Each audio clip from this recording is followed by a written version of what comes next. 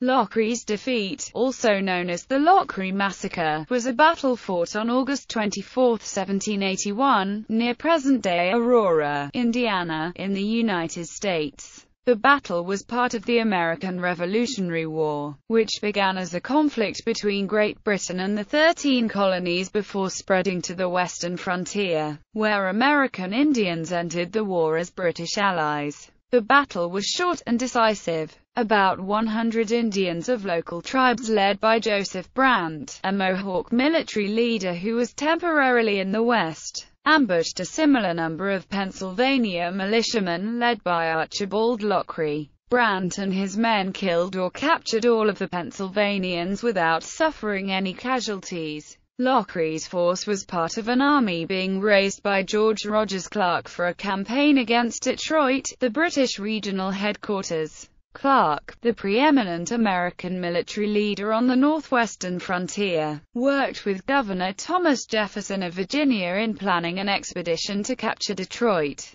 by which they hoped to bring an end to British support of the Indian war effort. In early August 1781, Clark and about 400 men left Fort Pitt in Pennsylvania by boat, floating down the Ohio River a few days ahead of Lochry and his men, who were trying to catch up. Joseph Brant's force was part of a combined British and Indian army being raised to counter Clark's offensive. Brant had too few men to challenge Clark, but when he intercepted messengers traveling between Clark and Lochry, he learned about Lochry's smaller group bringing up the rear. When Lochry landed to feed his men and horses, Brant launched his overwhelmingly successful ambush. Because Clark had been able to recruit only a fraction of the men he needed for his campaign, the loss of Lochry's men resulted in the cancellation of Clark's expedition. Background: in the Ohio River Valley, the American Revolutionary War was fought primarily between American colonists south and west of the Ohio River and American Indians with their British allies north of the river. From Detroit, the British recruited and supplied Indian war parties to attack American forts and settlements, hoping to divert American military resources from the primary theater of war in the East, as well as keeping the Indians, and the lucrative fur trade, firmly attached to the British Empire. Indians of the Ohio Country, primarily the Shawnee, Mingo, Delaware, and Wyandot, hoped to drive American settlers out of Kentucky and reclaim their hunting grounds, which they had lost in the Treaty of Fort Stanwix and Lord Dunmore's War. The Americans sought to hold on to Kentucky and to secure territorial claims to the region by launching sporadic expeditions against hostile Indian settlements north of the Ohio River. George Rogers Clark, a Virginia militia officer in Kentucky, believed that the Americans could ultimately win the border war by capturing Detroit. He laid the groundwork for this objective in 1779 by seizing the British outpost of Vincennes and capturing the British commander of Detroit, Lieutenant Governor Henry Hamilton. "This stroke," said Clark, "will nearly put an end to the Indian War." Clark prepared for a Detroit campaign in 1779 and again in 1780, but each time called off the expedition because of insufficient men and supplies. "Detroit lost for want of a few men," he lamented, planning Clark's campaign. In late 1780, Clark traveled east to consult with Thomas Jefferson, the governor of Virginia, about an expedition in 1781. Jefferson devised a plan which called for Clark to lead 2,000 men against Detroit, with the hope of preventing a rumored British offensive against Kentucky. To avoid potential conflicts over rank with Continental Army colonels while organizing the campaign, Clark requested that Jefferson promote him to brigadier general in the Continental Army. Army rules precluded Clark from receiving a Continental commission, however, because Clark held his colonel's commission from Virginia rather than the United States. Jefferson instead promoted Clark to the Virginia rank of Brigadier General of the forces to be embodied on an expedition westward of the Ohio. In January 1781, Clark left for Fort Pitt in western Pennsylvania to assemble his men and supplies. His goal was to have the expedition ready for departure from Fort Pitt by June 15.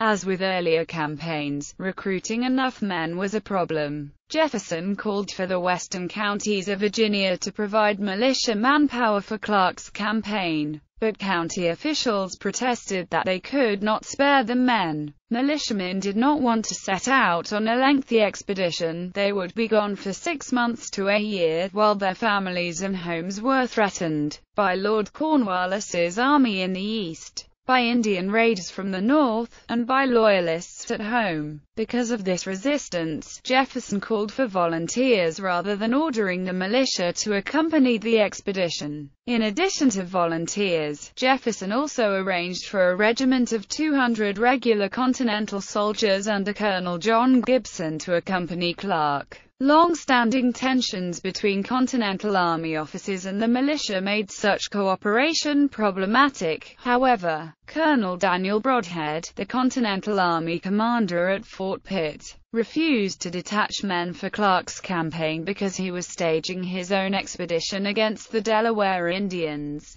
who had recently entered the war against the Americans. Brodhead marched into the Ohio country and destroyed the Delaware Indian capital of Coshocton in April 1781. This resulted in the Delaware becoming more determined enemies, and deprived Clark of badly needed men and supplies for the Detroit campaign. Clark also had problems recruiting men from Pennsylvania. Lingering resentment due to the recently settled border dispute between Virginia and Pennsylvania meant that few Pennsylvanians were willing to participate in an expedition headed by a Virginian. Clark's controversial attempt to draft Pennsylvanians into service created even more ill will. One Pennsylvanian who supported Clark was Colonel Archibald Lochry, commander of the Westmoreland County Militia. On July 4, 1781, Lochry wrote to Joseph Reed, the president of the Supreme Executive Council of Pennsylvania, "We have very distressing times here this summer. The enemy are almost constantly in our county killing and captivating the inhabitants. I see no way we can have of defending ourselves other than by offensive operations. General Clark, has requested our assistance to enable him to carry an expedition into the Indian country." With Reed's approval, Lochry began recruiting men for Clark's expedition. Many Westmoreland men did not want to leave their homes undefended, and so Lochry was only able to enlist about 100 volunteers for the campaign. When Clark finally left Fort Pitt in August 1781, he was accompanied by only 400 men. Although he expected to meet Lochry and his Pennsylvanians at Fort Henry, Clark was angry about the lack of support given his campaign, but he still hoped that the Kentucky militia, who were to rendezvous with him at Fort Nelson, would provide additional men. He intended to at least carry out an expedition against enemy Indians if he did not have enough men to attack Detroit. Indian and British preparations. Thanks to an effective intelligence network, British officials and their American Indian allies were aware of Clark's planned expedition as early as February 1781. In April, a council was held at Detroit in order to prepare a defense. The commander at Detroit was Major R.D. Peaster, Henry Hamilton's replacement, who reported to Sir Frederick Haldimand, the Governor-General of British North America. D. Peaster used agents of the British Indian Department such as Alexander McKee and Simon Girty, both of whom had close relations with American Indians of the Ohio country, to coordinate British and Indian military operations. Joining the Detroit Conference was an Iroquois delegation headed by Joseph Brant, a military leader of the Mohawks, one of the 6 nations of the Iroquois Confederacy. Brant was a minor war chief when the war began, but his ability to speak English and his connections with British officials made him prominent in British eyes. When Brant travelled to London in 1775 to discuss Mohawk land grievances, Lord George Sherman, the colonial secretary, vaguely promised him that if the Iroquois supported the Crown during the war, native land grievances would be redressed after the rebellion had been suppressed. Brant returned home and encouraged the Iroquois, who lived mostly in upstate New York, to enter the war as British allies. 4 tribes of the 6 nations eventually did so. Brant became a skilled partisan commander during the war, initially leading about 100 men known as Brant's Volunteers, because the traditional Iroquois leaders regarded Brant as an upstart who was too closely connected to the British. Most of his volunteers were white loyalists. Brant gained additional native followers during the war and was perhaps the only Indian to be commissioned as a British captain, but he was not, as has sometimes been claimed, the head war chief of the Iroquois. Brant took part in a joint British-Indian invasion of New York in 1777, which for the British ended in a disastrous surrender at Saratoga. Afterwards, he led numerous frontier raids, both before and after the massive American invasion of 1779, which left the Iroquois lands devastated.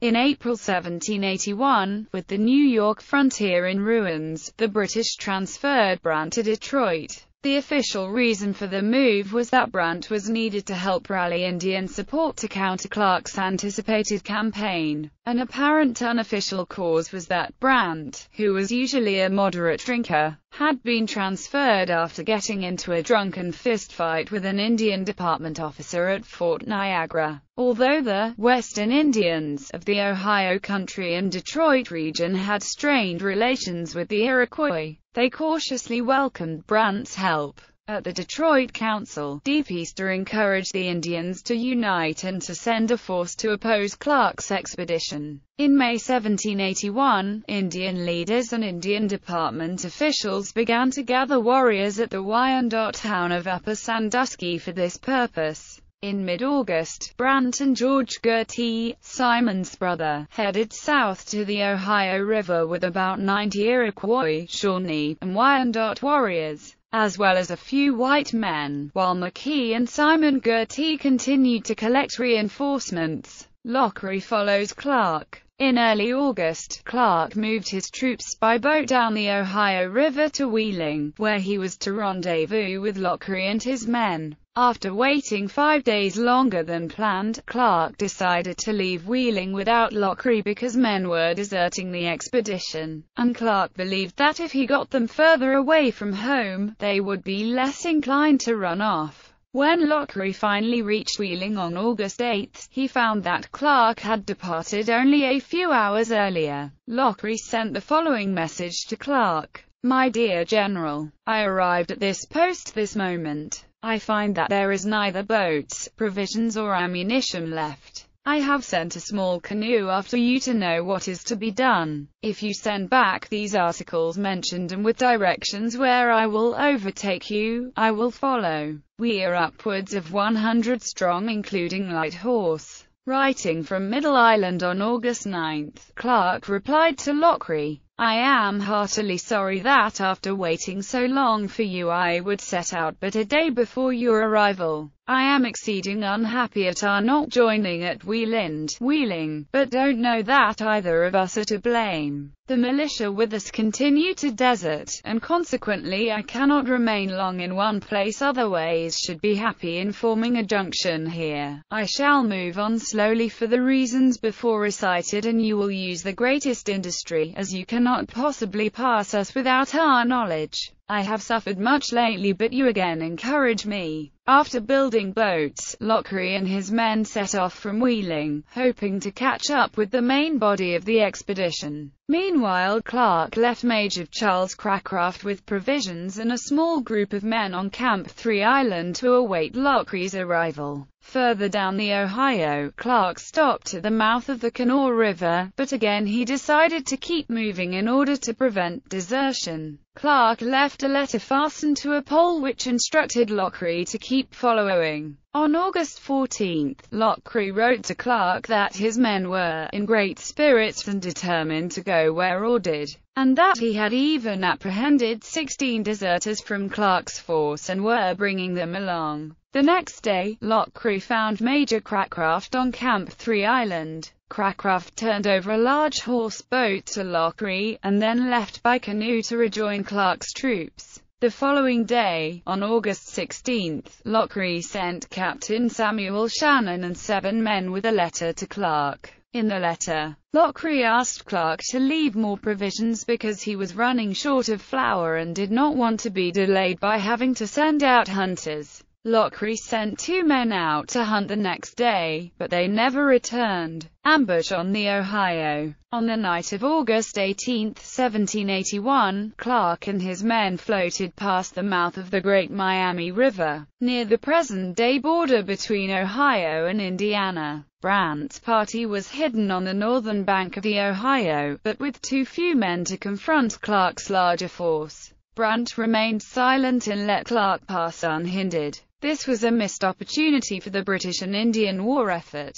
Had McKee and Simon Girty not been delayed while gathering reinforcements, they would have been able to ambush Clark, whom the Indians feared more than any other commander, at a moment when desertion had made him vulnerable. According to historian Randolph Downs, students of the life of George Rogers Clark have never sufficiently emphasized how close he and his expedition came to utter destruction as they descended the Ohio River in 1781. Although he missed a chance to ambush Clark, Brandt soon found another target. On August 21, Brandt captured Major Cracroft and 6 men who were trying to catch up with Clark. Brandt also captured a few men from Captain Shannon's detachment. From the letters his prisoners carried, Brandt learned that Lochry's party was not far behind. Brandt sent a letter to McKee, urging him to hurry because, whilst the enemy is scattered, we can easily manage them. Brandt prepared to attack Lochry regardless of whether McKee's reinforcements arrived in time. At about 8 a.m. on August 24, the day of the battle, Lochry's party landed on the northern bank of the Ohio River, near the mouth of a creek about 11 miles below the mouth of the Great Miami. According to some brief accounts, Lochry was lured ashore in a ruse by Brandt, who left captured Americans in sight and attacked after Lochry landed.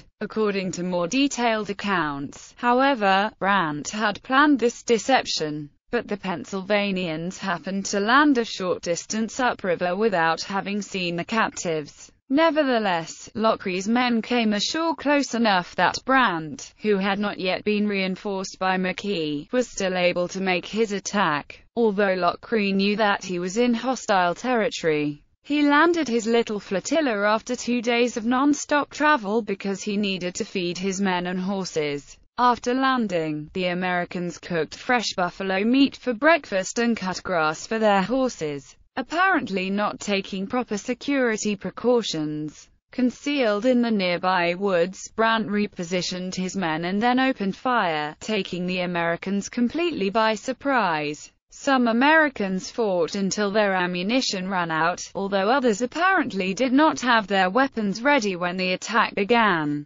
Some of the Americans attempted to escape by boat, but Brandt had anticipated this and had positioned men in canoes to cut off any retreat. Seeing that he was hopelessly trapped, Lochry called for his men to surrender. Although the two sides were about even in number, Brandt had won a lopsided victory. All of the Americans were killed or captured. None of Brandt's men were injured. According to a detailed list prepared by Brandt and sent to Detroit, 37 Americans were killed and 64 were captured. Some of the American dead, some sources say most, had been executed after surrendering. This included Lochry, who was sitting on a log after the battle when a Shawnee warrior killed him with a tomahawk blow to the head. According to some accounts, Brandt prevented the Indians from killing even more of the prisoners. The dead were scalped and left unburied.